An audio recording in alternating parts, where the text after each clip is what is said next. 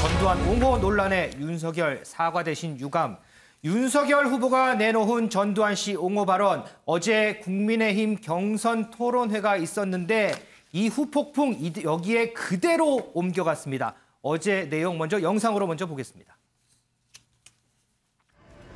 당장 감옥에 가둬둬! 시원찮을 판국에! 대통령 후보라고! 제1야당이 대통령 후보라고 나온 윤석열 후보가 그런 학살자를, 그런 범죄자를 지지하는 발언을 하고 있습니다. 5.18 망월묘역에 참배하러 가지 않았습니까? 부끄럽지도 않습니까? 어떻게 5.18과 12.12에 대해서 그걸 빼고 전두환 정권을 평가할 수가 있느냐. 혹시 윤석열 후보께서 내가 제2의 전두환이 되겠다 이런 생각을 갖고 계십니까? 어제 제가 말씀하신 건 앞에만 뚝 잘라서 말씀을 하시는데 다 봤습니다. 윤 후보님은 네. 말을 너무 함부로 하시고는 계속 여기 나와서는 상대방한테 잘라서 얘기한다, 오해한다 계속 그러세요. 경선이 끝나면 광주에 달려가서 따뜻하게 그분들을 위로하고 보듬겠습니다. 50시대에 정치가 있었습니까? 독재만 있었죠. 저는 50 시절에 검사 있으면서 전두환 대통령 형도 잡아넣었던 사람입니다. 지난번 대선 나오셔서는 그 밑에 박정희 전두환을 계승하겠다고 하시지 50대 않았습니까?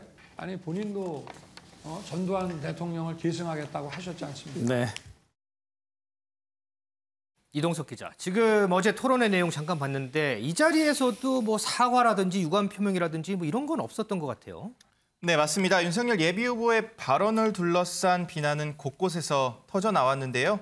유승민 예비후보 5.18 광주화 민주화운동을 이렇게 예를 들면서 어떻게 전두환 정권을 평가할 수 있냐. 완전히 오공을 수호하고 독재를 수호하는 거 아니냐고 이렇게 날선 비난을 이어갔습니다. 그러면서 제2의 전두환이 되겠냐는 생각이냐 공세 수위를 한껏 높였는데요. 이에 대해서 윤석열 예비후보 과거 어느 정부든지 업무 방식이나 정책에서 잘된 게 있으면 뽑아서 써야 된다는 취지라면서 발언 취지를 이렇게 해명을 내놨습니다. 네. 홍준표 예비후보 역시 가만히 있지 않았는데요. 나는 검사 시절 전두환 대통령의 형도 이렇게 집어넣었던 사람이라면서요. 차별성을 강조했지만 윤석열 예비후보는 지난번 대선 때 박정희, 전두환을 계승하겠다고 하지 않았냐면서 홍 예비후보를 몰아세우는 모습을 보였습니다. 이에 대해 홍준표 예비후보 토론회 이후 불쾌감을 드러냈는데요. 윤석열 예비후보가 입버릇처럼 이렇게 거짓말로 음해하고 있다. 2017년 대선 당시 박정희, 전두환처럼 TK 출신 대통령이 되겠다고 한 말은 기억이 난다고 전했습니다. 그러면서 그런 말을 전두환 계승한다는 말로 둔갑시킬 수 있냐. 그러면서 노골적인 불만을 드러냈습니다. 자, 이렇게 어제 토론회를 통해서 본인의 발언에 대해서 설명이라든지 취지에 대해서만 설명했던 윤석열 후보. 자, 그런데 윤정 기자, 네. 오늘 보니까 입장이 달라졌어요? 네, 그렇습니다. 윤석열 후보 결국 오늘 이 전두환 미화 논란과 관련해서 유감을 표명했습니다. 어허. 이 별도의 기자회견 자리를 만든 건 아니었고요. 오늘 여의도 국민의힘 당사에서 청년 정책과 공약 발표식을 가졌었는데 이 행사에 앞서서 유감을 표명한 겁니다. 이 내용 영상으로 확인해 보시죠. 해운대 당협에서의 제 발언은 50 정권을 옹호하거나 찬양한 것은 결코 아닙니다. 각 분야에 널리 전문가를 발굴해서 권한을 위임하고 책임 정치를 하겠다 이런 뜻입니다. 그러나 그 설명과 비유가 부적절했다는 많은 분들의 그 지적과 비판을 겸허히 수용하고 유감을 표합니다. 유감의 표현으로 그렇게 제가 아무리 내가 생각해도 이거는 할 만한 말이라고 생각했더라도 그거를 받아들이는 국민들께서 적절하지 않다 그거는 라고 지적을 하시면 그 비판을 수용하고 하는 것이 맞다 이런 것이죠. 네, 지금 보신 것처럼 윤석열 후보는 이 해당 발언이 50 정권을 옹호하거나 찬양하기 위한 게 아니었다. 각 분야에 널리 전문가를 발굴해서 권한을 위임하고 책임 정치를 하겠다는 뜻이었다고 밝혔습니다. 네. 그러면서도 그 설명과 비유가 부적절했다는 많은 분들의 지적과 비판을 겸허히 수용하고 유감을 표한다라고 얘기를 했는데요. 이 사실 여야 모두에서 굉장히 강도 높은 사과 요구가 있었습니다. 그렇죠. 이 호남을 직접 찾아서 석고대죄를 해야 되는 게 아니냐라는 얘기까지 나왔었는데 윤 전 총장 오늘 이 발언에 대해서 사과가 아닌 유감 표명이라고 강조했습니다. 이 기자들이 사과나 사죄의 의미로 받아들이면 되냐는 질문에 유감의 표현이다라고 답을 한 건데요. 다만 지금부터 앞으로 국민의힘 TV 토론이 계속 예정이 돼 있는데 이 TV 토론이 모두 끝나면 이 상처받은 호남의 유권자들을 만나기 위해 호남 방문을 계획하고 있다고 덧붙였습니다. 윤경호 의원님, 지금 이 윤석열 후보 발언에 대해서 참 많은 비판이 나와요. 지금 여기도 있지만 진중권 전 교수가 발언 자체도 문제지만 사과를 거부하는 게 더 큰 문제다 이런 얘기를 했고 이현주 전 의원도 실언보다는 절대 사과하지 않는 게 더 심각하다 이렇게 많은 비판이 있었거든요. 그러면서 오늘 이제 유감 표명을 했습니다. 그런데 사과가 아니고 유감 표명이라 유감이라는 얘기를 계속 강조했단 말이죠. 이건 어떻게 보세요? 내가 뭘 잘못했는지 난 모르겠다. 사실 이게 있는 거죠. 그러니까 법하는 사람들이 특히 흔히 하는 말입니다. 내가 한 행동이 법에 위반됐을지 모르지만 나 죄 지은 건 아니다. 뭐 이런 식. 그러니까 뭐 법정에서 설사 실형이 내려져도 그럼 내가 죄 지은 게 아니다.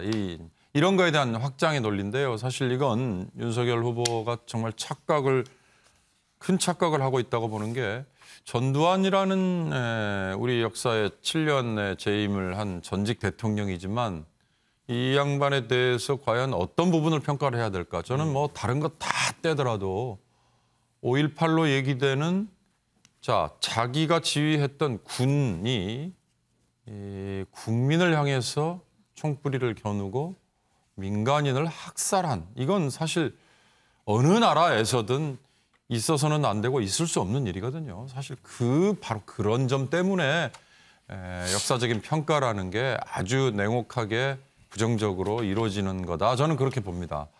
윤석열 후보가 과연 이번에 했던 발언이 일부에서만 반발을 한다? 뭐 호남 지역, 광주 지역에 있는 분들만 반발한다. 이렇게 생각하시면 정말 큰 착각이라고 저는 봐요. 또 본인이 사과나 사죄라는 얘기에 대해서 끝까지 거부 내지는 거절을 하고 그냥 유감 표명한 걸로 그냥 넘어가십시다라는 식의 얘기가 이번 사태가 그냥 넘어갈 수 있을 것인가 저는 굉장히 심각하다고 보거든요. 그러니까 갈수록 이제 윤 후보는 그동안에는 말 실수한 거에 대해서 공격이나 비판이 들어오면 어떻게 보면 즉각 수용을 하고 뭐 이렇게 반응을 했던 것 같은데 지금은 아마 참모들 회의에서 그런 식의 전략을 세우는 것 같아요. 네. 뭐 별 문제가 없다.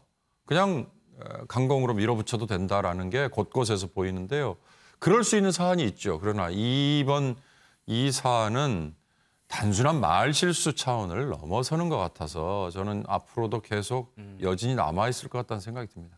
자, 이 속보 하나 전해드리고 가겠습니다. 저희가 앞서 한뉴스에서 전해드렸던 이 누리호 발사, 당초 오늘 오후 4시 발사가 예정이 돼 있었는데 1시간 늦춰져서 오후 5시로 연기가 됐습니다. 이 1시간 늦춰진 걸로 봐서는 뭐 큰 문제는 아닌 것 같은데 날씨 영향인 건지 요거는 좀 더 확인을 해봐야 되는데 4시에 발사 예정이었던 누리호 발사 1시간 늦춰져서 5시 발사로 늦춰졌습니다.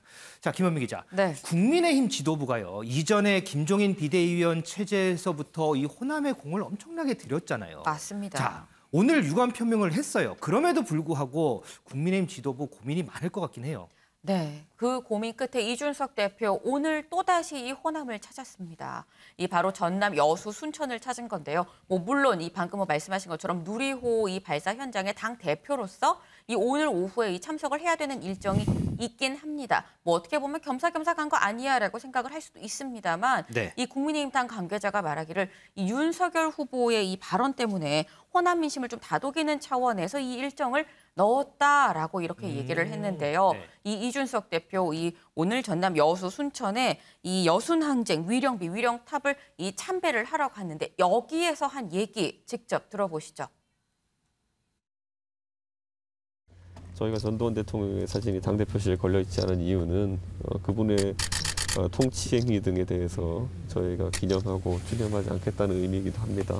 그리고 윤석열 후보가 어떤 취지로 그런 말을 했는지는 본인이 구체적으로 설명을 했기 때문에 또 전달이 됐겠지만은 저는 다소 그 의견에도 동의하기 어려운 것이 전두환 대통령의 5.18과 12.12를 제외한 정치 행위에 대해서 옹호를 하기에는 전두환 대통령께서는 정치를 하신 적이 없습니다. 통치를 하셨을 뿐이지 다른 사람과 화합해서 의견을 조율하고 정당 간의 의견 교류를 만들어내고 이런 정치 활동을 하신 적이 있기 때문에 저는. 네, 이준석 대표 뭐 거의 작심하고 얘기를 했다 싶은 그런 생각이 듭니다. 바로 네. 저 이야기를 하러 이 호남에 갔다라는 생각이 드는데 네. 이준석 대표 이렇게 얘기합니다. 이 어떤 의미로 이 발언을 했는지 몰라도 아무리 나한테 설명을 해도 난 여기에 동의하기가 어렵다라고 얘기를 하죠. 그 인식에 반대한다면서 전두환 씨는 정치가 아니라 이 통치를 했을 뿐이다. 라고 얘기하면서 당 대표실에 걸려있는 이 역대 대통령의 사진까지 언급을 합니다.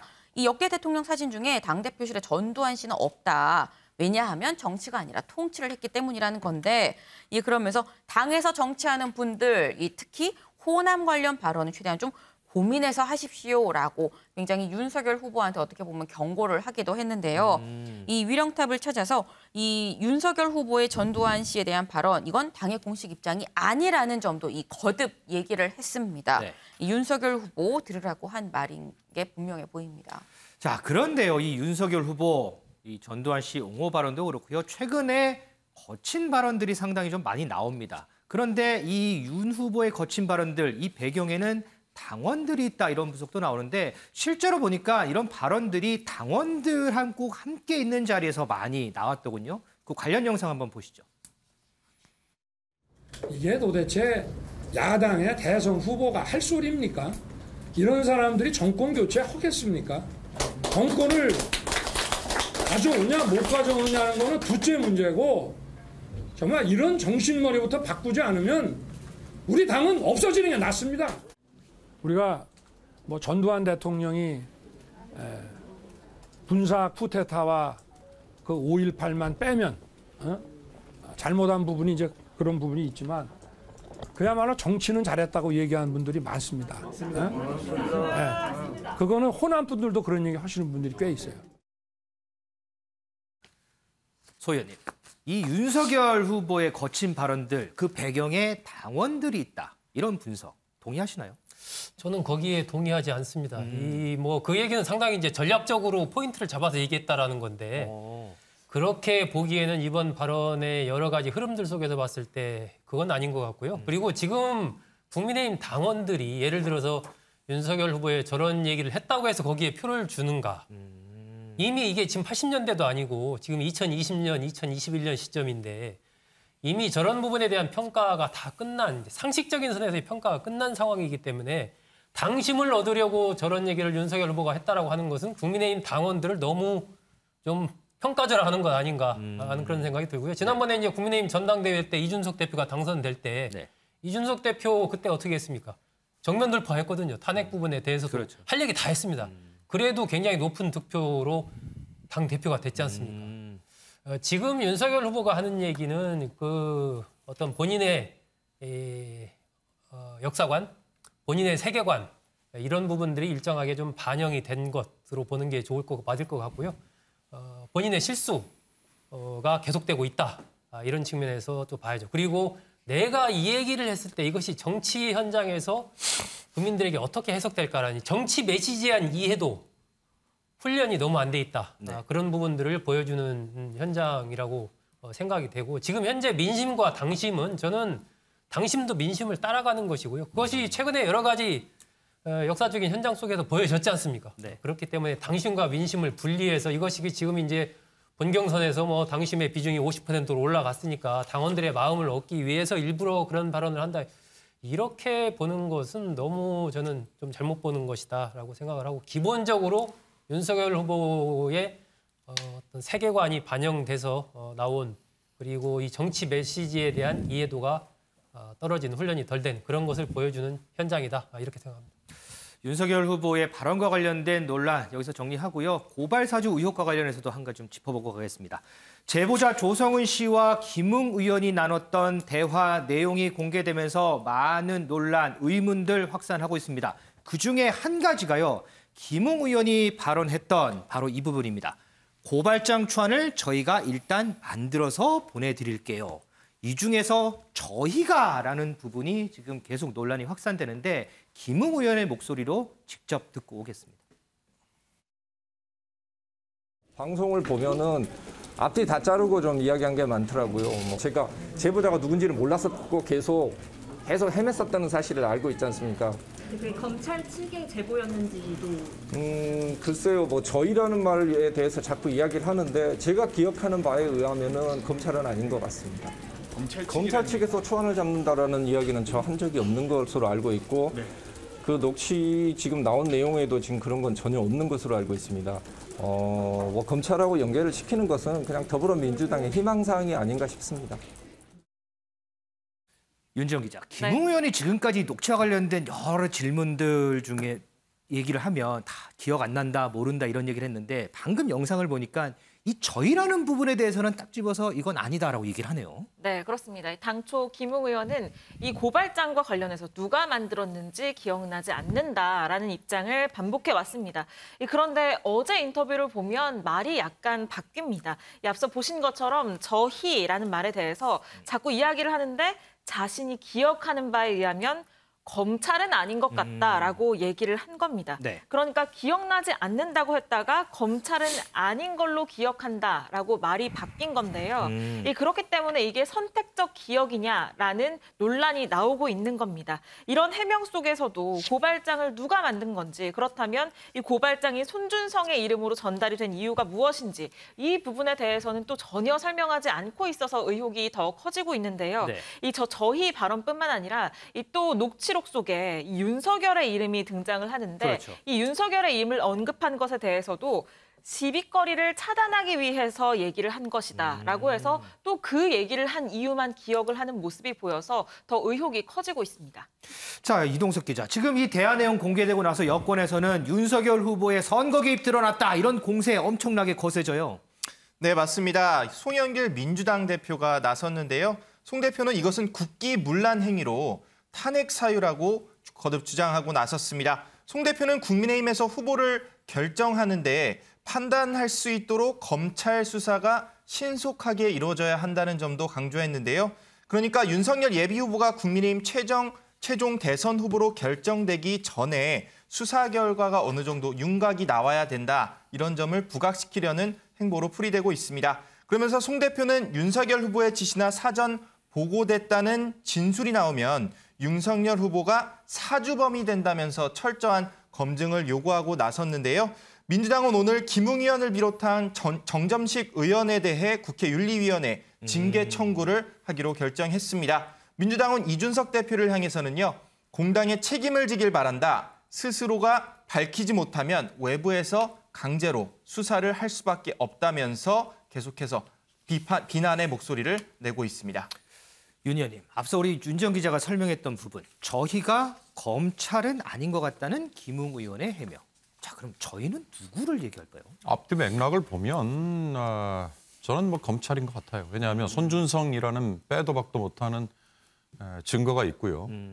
그리고 17분 30여 초만 공개가 됐습니다만 그 부문 나온 거를 보건대는 김웅 의원에게 뭔가 작업을 했던 팀이 검찰에 분명히 관여가 된 조직인 걸로 또는 개인인 걸로 그렇게 추정이 되지 않습니까?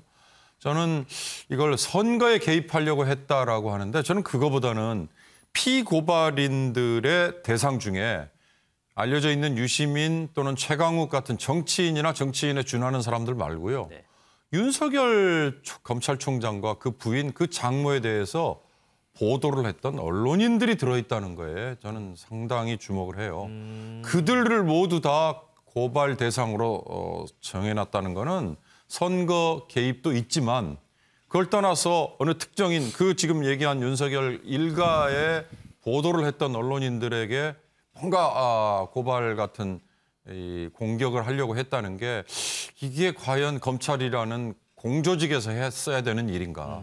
만약에 그렇다면 이건 정말 검찰 조직을 사유화했다라는 거에 대한 비판에서 자유롭지 못하다. 그런 점에서 김웅 손준성 그리고 정점식처럼 이미 드러난 키 플레이어들에 대해서는 네. 빨리 수사가 이루어져야 될 걸로 저는 봅니다. 자, 이 부분은 지금 공수처가 진행을 하고 있죠. 수사 상황 좀 지켜보도록 하겠습니다.